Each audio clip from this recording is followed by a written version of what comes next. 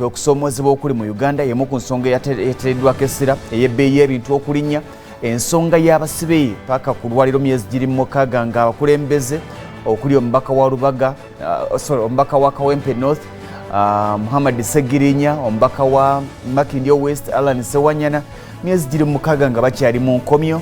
Gavumenti egamba nti ekyanoonyereza bagonvu, embeera gye bali mu si nnungi, byemu ku bintu obaolyayo byayogeddwa. Ensonga endala eyateereddwako ennyo essira y'ensonga abakulu gye bataagala kwogerako, ensonga y'obutwa.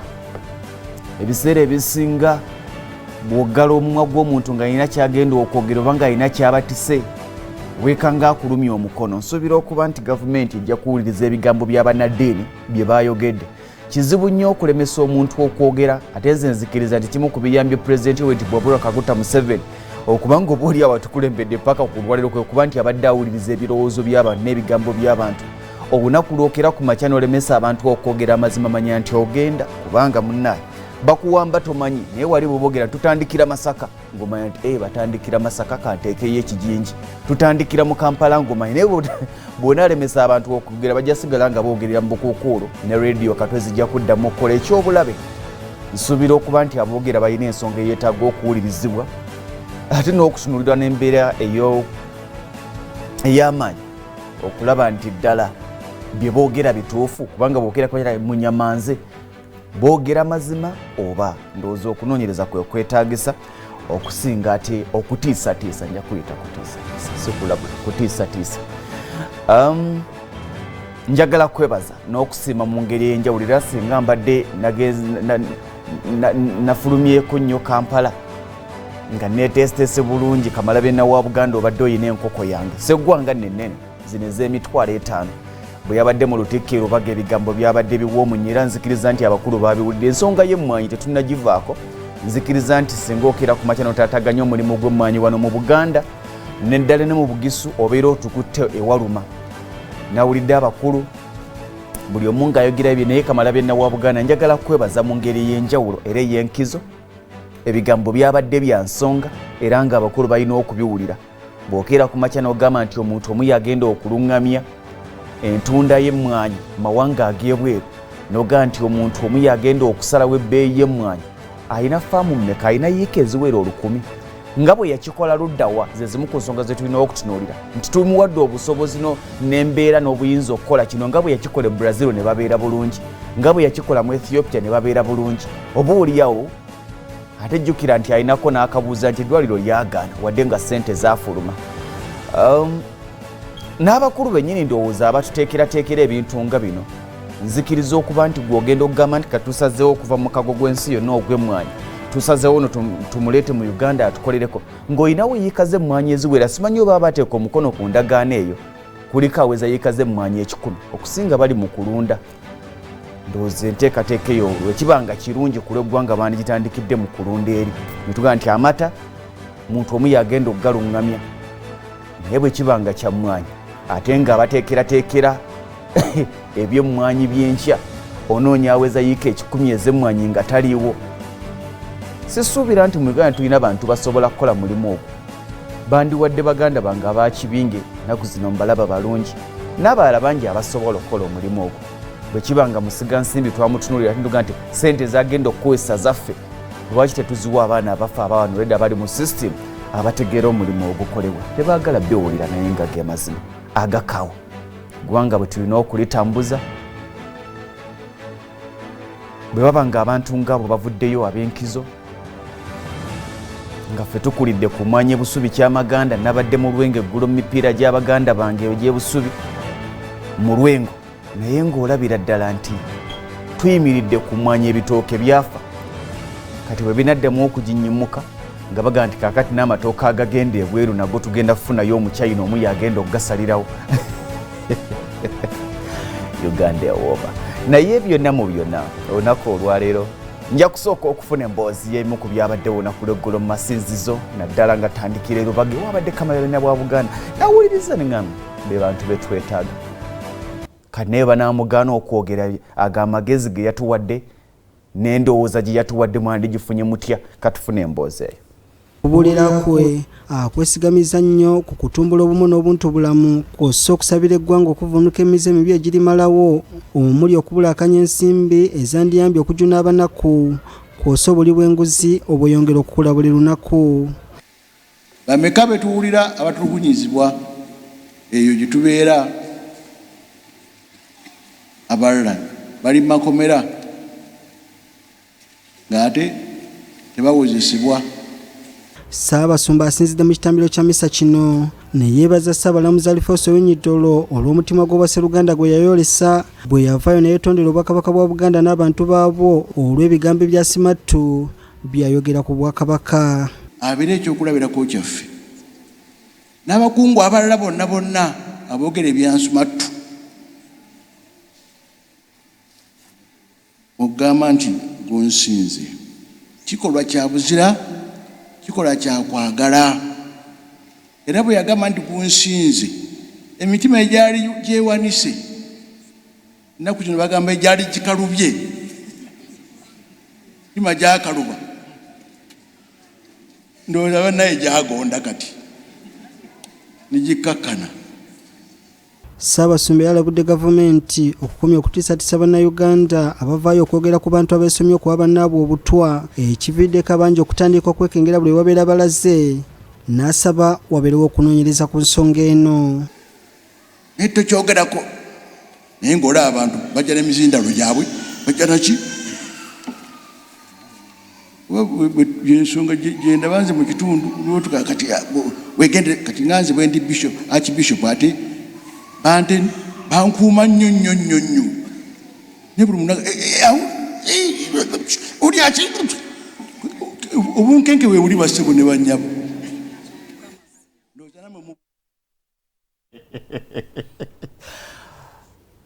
Alino ne Ssaabasumba Pose mwogerere yeegasse ku bantu ndowooza abalina enkoko yange abamanja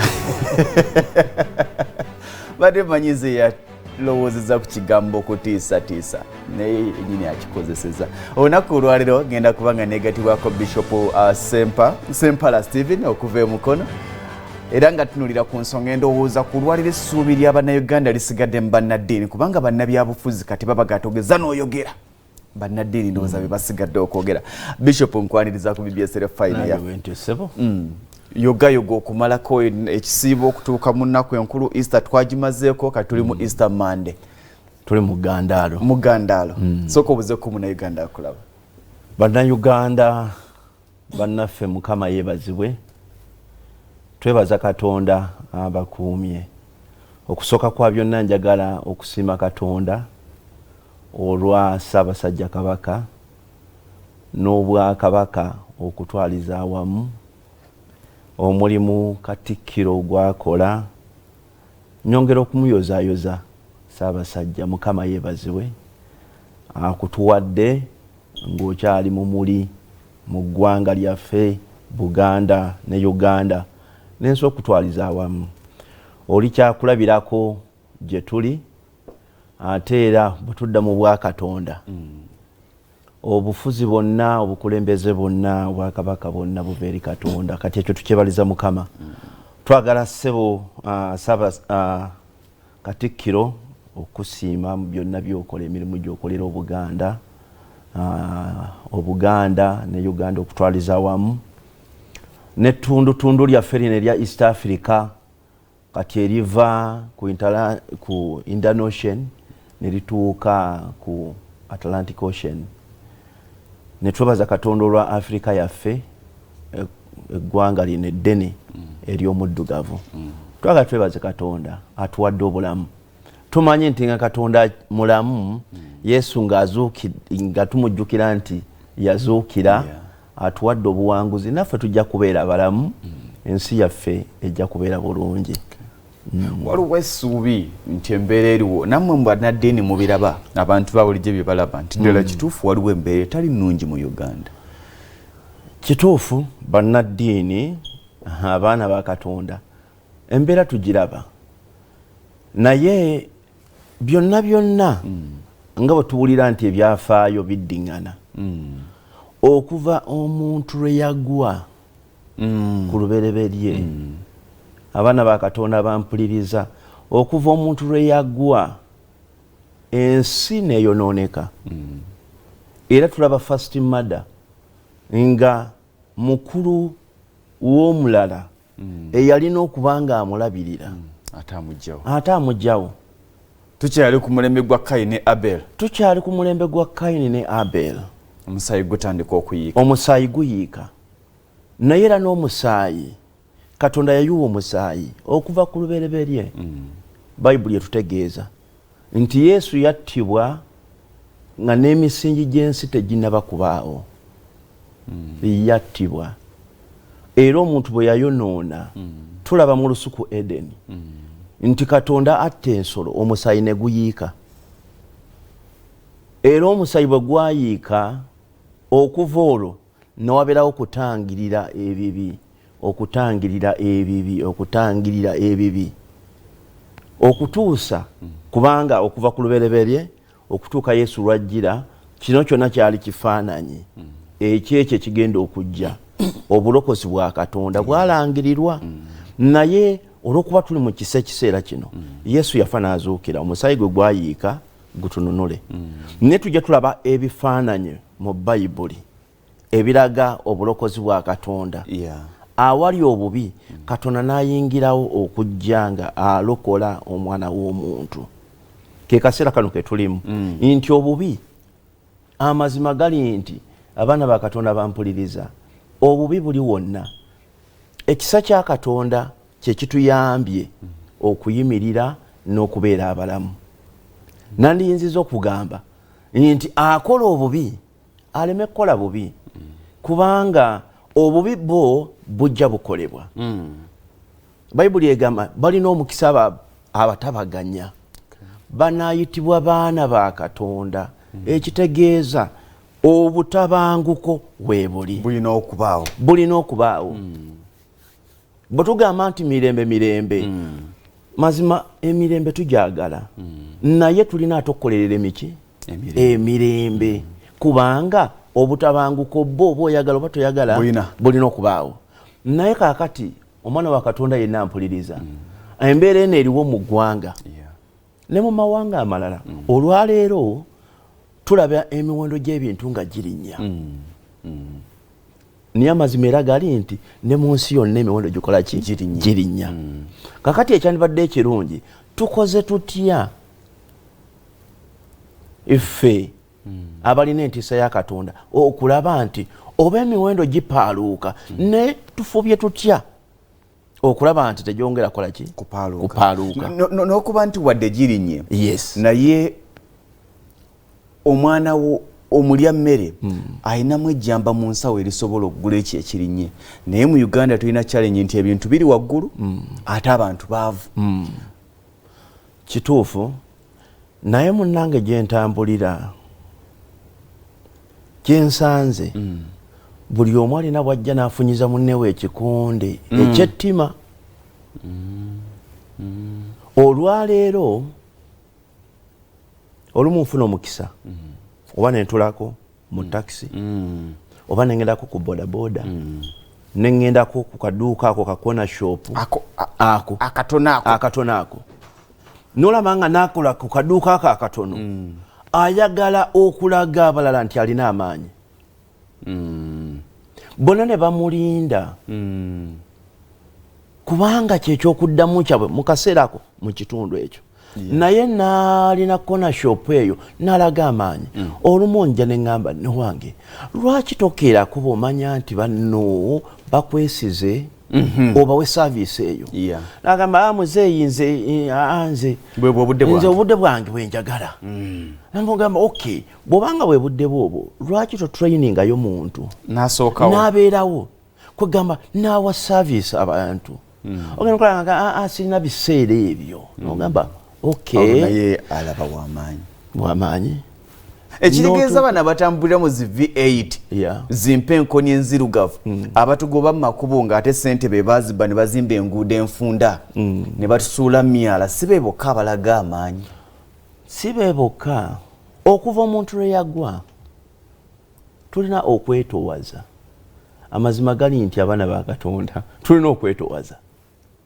ffenna buli omu akole kyalina okukola mu busobozi bwe mu butono bwe mu maanyi ge buli omu akole ekisa ekimuweereddwa akole ekyo kakati bwe tunaagenda nga tukola bwe tutyo ne bwe wabanga waliwo gye tuyita embeera embi ne bw'ofunayo munnoowo aliwo ku lulo mu butono bwe oguma tolaba nti bw'oba ofiiriddwa n'omuntu atagenda kuwaayo 100 bw'abeerawo oguma nga bitalo akubeereddewo embeera ejja kutereera n'akola kyasobola oba kuleetayo ku mazzi oba kwera ku luggya oba kusitula bintu kubijja wano kubiteeka wali akoze kyasobola okukola ki okukola nga n'oli alina ssente nnyingi tajja kulongoosa tajja kusitula bintu abiteeke wali na wali kwegamba ekigenda otutaasa ffenna okumanya nti kiki kyensobola okukola